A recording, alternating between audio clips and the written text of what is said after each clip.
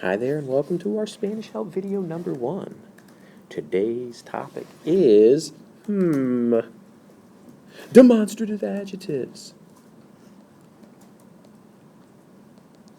Sorry for the messy writing. It's a little tricky with my stylus. I thought it would be easier to use. In any case, what are demonstrative adjectives? Well, there are 4 key things we need to know. So like I said on the previous slide, there are 4 key things we need to know. So the first thing we need to know is what actually are the demonstrative adjectives. And they are este, which means this, esse, which means that, and aquel, which also means that. So the question is, wait a minute, how can both esse and aquel mean the same thing? And the answer to this is, esse means that over there, aquel means that way over there, far away from who the speaker is. Now, if you're taking the National Spanish exam, there are a couple of things that help clue you in as to which demonstrative adjective you would need to use. For example, the word aquí, which means here, is always accompanied by the word este, or some form of it, which I'll discuss in a minute. Allí is always accompanying esse, and allá, which means there, way over there, always accompanies aquel. So, to repeat, the first thing we have to know are what are the demonstrative adjectives. Este, esse, aquel. What does este mean? This. What does esse mean? That, over there. What does aquel mean? That, way far away over there. The second thing we need to know about demonstrative adjectives is, of course, that they are adjectives. What does that mean? Well, all adjectives must agree. This is why we can have 4 forms of the adjective. Este, which would be masculine singular, but we could also have esta, feminine singular. Estos, which would be masculine plural, or estas, feminine plural. The same holds true for esse and aquel. Esse, but if I wanted to say that window for ventana, which is feminine, it would need to become esa ventana. I could say those books, esos libros, or I could say those windows, esas ventanas. Our nouns and our adjectives must agree with one another.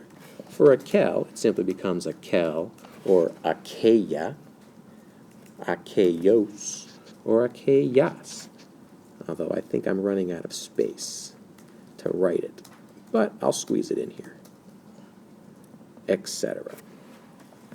So to repeat, the thing we need to be aware of also is that not only do we need to know what the demonstrative adjectives are, but we also need to remember that they must agree with the noun that they modify. The third thing we have to know is that sometimes we need to write an accent on these demonstrative adjectives. The question is, well, when do we need to do that? And the answer is, if you have a sentence and they already have one demonstrative adjective in it, then the second demonstrative adjective that you write must have a written accent. Let me write that down so that one can remember. If there is already a demonstrative adjective, which I'm going to abbreviate DA, then we must write a written accent.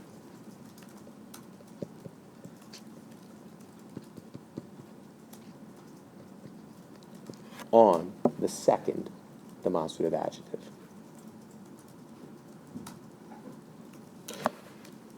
The fourth and final thing we would need to know about demonstrative adjectives is this issue here with these words.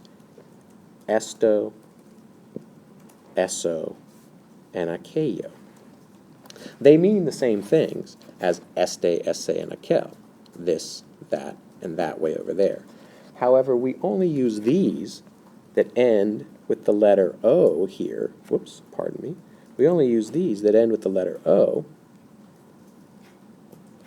when we do not know what the object is. For example, what is that? In that sentence, we would say, ¿Qué es eso? The reason why is because we don't have an object that this adjective is modifying. If I said, what is that book? That would be different. Then I would simply say K, S, esse, libro. And it would agree. But since we don't know what it is, in this example, we must write the O. That is, in a little over 5 minutes, what we need to know about demonstrative adjectives. Feel free to watch it again, or scrub through the video to the places that might have confused you. And as always, come and see me if you want further explanation.